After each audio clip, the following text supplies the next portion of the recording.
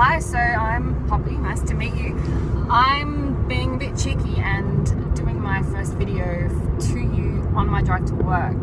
I just feel inspired to do it right now, so I'm going to do it. I'm going to talk about commitment today. I think it's really freaking important to be committed to whatever it is that you want to achieve. And if you're anything like me, you probably have struggled with commitment a fair bit in your life, I certainly have. It's been a massive challenge to get focused for years now because I just haven't really known what to do. I haven't really known, not only what to do, but how to do stuff. I had an idea years and years ago to start blogging, and I sort of did like a half-assed attempt and wrote like one blog post one day, and then kind of gave up on it, and then didn't really do any more. And then a couple of years later, I did another blog post and again did nothing with that. And it was just one of those things where I was like, I don't really know why I'm doing this. I know that it's something I need to do. I love to write. I like to put myself out there, and I like to spread a message, of whatever it is that I'm learning to the world. I mean, it's just what I do. I've always done that in just my everyday life, But in terms of blogging, there was no real sense of commitment as to why I needed to do that, and so there was no focus, and so therefore I did nothing with it, and I didn't really achieve anything with it either. And what's changed now is I actually spent some time really getting clear on what it is that I want. If you're anything like me, maybe I'm actually sure what you're totally passionate about. Let's be honest.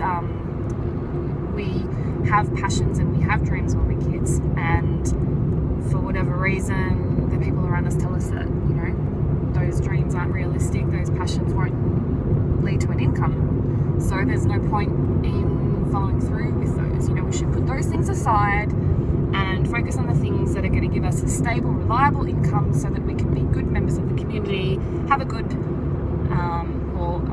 mediocre life, and reproduce for the next generation and have a mortgage and blah, blah, blah. All of that mediocre bullshit that we get sold in the world when we're growing up.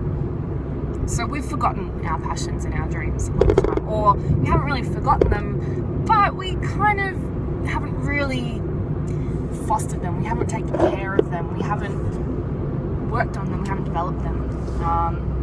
And what it leads to, and what it led to for me, is this real feeling of just drifting through life, feeling bored, feeling unfulfilled, feeling unsatisfied, feeling unhappy, and feeling lost, feeling like there's this thing that you're meant to be doing, but you just don't know what that is. And, we've all got dreams. We all have this sense of like, this is something that I really want in my life, but I'm not allowed to have that. So therefore it's just going to stay in my mind as a dream, and I'm not really going to put any energy towards it. And I've been doing that for a long time. And what separates the unsuccessful person from the successful person is that the successful person actually does not give a shit what other people think. Like, they know in their heart of hearts what it is that they're meant to do, and they are totally pig-headed about it, and they're like, no, fuck you, world, this is what I want. I'm not going to listen to anyone telling me that I can't do this, and I'm going to work for this, and this is what I'm going to focus on with commitment.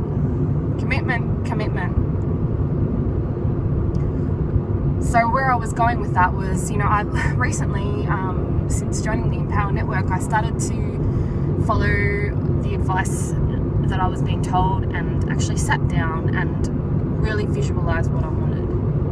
Really get into the feeling of that. Actually, and it wasn't just joining Empower Network that got me to that point. It was reading The Secret, but reading it with intention and with focus, which is different, because I'd seen The Secret, TV show, movie, whatever it was.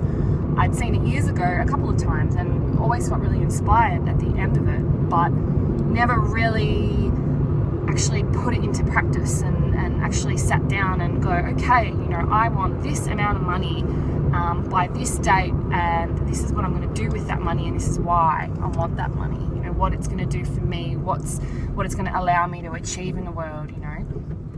So I sat on a plane and I worked through it, you know. I really got clear, and it felt awesome. It felt great. It felt, I was finally full of inspiration and focus, you know, and it was like, you know what, I really want to achieve this. And when you get into that feeling space of really feeling your goal and feeling your dream, getting into it, it makes you feel pretty good, you know. It makes you feel happy and alive and focused and clear. And you know, I did this exercise when I was on a plane heading back home to Melbourne, and traditionally when I go back to Melbourne I actually get really stressed out. I guess I have a whole lot of fears around going back to the place that I grew up, because you know, my life has changed so much since I left there. So when I go back there, it's like I get face to face with all of those things that I don't like about myself, that I've worked through for the most part, but it's as if they're still waiting for me when I come home, you know. So I get a bit stressed out generally. But this time, because I had that high feeling of like, wow, this is what I really want, you know, and why not dream big, and why not dream of this like 6-figure income that I can accomplish, and I can use to live a life of abundance and of freedom and of travel and of, you know, following all of my creative interests and having time to do that, and having time to, you know, to have babies and be able to be there with them, you know, through their whole childhood, as opposed to having to put them in daycare while I work a full-time job. You know, I've given up working full-time, you know, 4 years ago now, and there is no way I could go back to that. You know, the freedom of spare time that I have now is so important to me, and it's so valuable that I will not give that up to anyone. I don't care who you are, how much money you want to offer me. If it's not something that's going to support me in fulfilling my dream, then I'm not interested. But anyway, so yeah, I normally feel this sense of lack of focus and clarity, and so then I'll go back to Melbourne and I get really stressed out. And this time, because I actually was really holding on to that feeling of joy and focus, nothing that happened in Melbourne fazed me in the slightest. Nothing, you know. And it was actually quite a challenging time, you know. There was some stuff that came up within my family that was quite challenging, and you know, I won't get into that now, but you know, a few months ago in that experience, I would have totally freaked out. I would have been really upset. I would have been really anxious. I would have been really, really angry, you know. And this time I didn't care. I really just didn't care. It wasn't there for me. It was just something that was happening around me. But it was like the strength that commitment and that focus gave me in that moment was long lasting, you know. And it actually was the inspiration to join Empower Network. My friend Sarita, I've been, you know, watching her on Facebook over the last 8 months, and I've been watching her actually gain some financial rewards from all the hard work that she's doing, you know. And it was like, okay, this is actually really cool. And she's using blogging, and she's using online social media, you know, all that stuff, and it's working for her. And you know, I've got other people in my life who are doing stuff online with blogging, and they've been working their ass off for years and years and have not gained the financial rewards that I've seen Sarita gain. So it was just clear. It's like I was inspired to take action because I was in this place of confidence, of focus, of joy, and of certainty. And that was the next logical step. It was just so clear that it was the right thing to do, and I did it. And I went all in less than a week later, and I just made the money come to me. You know, I'm really fortunate I have a partner who is better off than me financially, so I was able to borrow the money from him. But I would never have taken that kind of financial risk if I didn't believe that it was going to work.